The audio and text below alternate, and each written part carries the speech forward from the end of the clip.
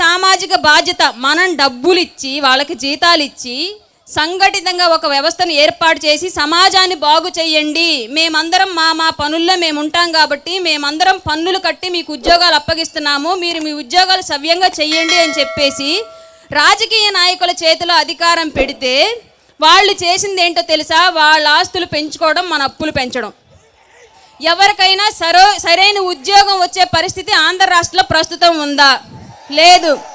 మరి ఎంతోమంది వాళ్ళ ఉద్యోగాన్ని వాళ్ళు సవ్యంగా నెరవేరుస్తూ ఉంటే రాజకీయ నాయకులకు మాత్రమే ఎందుకు మనం విగ్రహాలు పెడుతున్నాం? వాళ్ళు ఉద్యోగులే కదా, మనందరం వాళ్ళకు ఒక అవకాశం, ఉద్యోగాన్ని అప్పచెప్పి వాళ్ళ కుటుంబాలను బాగు చేసడానికి మనం ఒక అవకాశం కల్పించాం.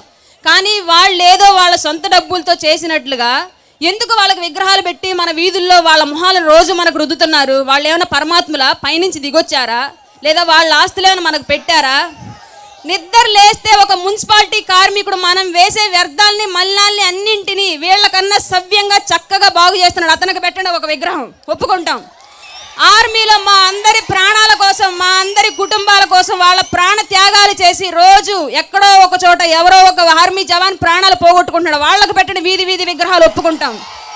వీళ్ళు ఏం చేశారని వీళ్ళ విగ్రహాలు మనకి అంటే వీళ్ళు ఒక కుల వ్యవస్థను ఏర్పాటు చేసుకొని వీళ్ళ కుటుంబాలని వ్యాపారవేత్తలుగా రాజకీయంగా అన్ని విధాలుగా ఎదిగి ఒక ఊర్లో ఒక బలమైన సామాజిక వర్గంగా వీళ్ళే ఎదిగి వీళ్ళు మహానాయకులు అని చెప్తే మనంతా ఒప్పుకోవాలా?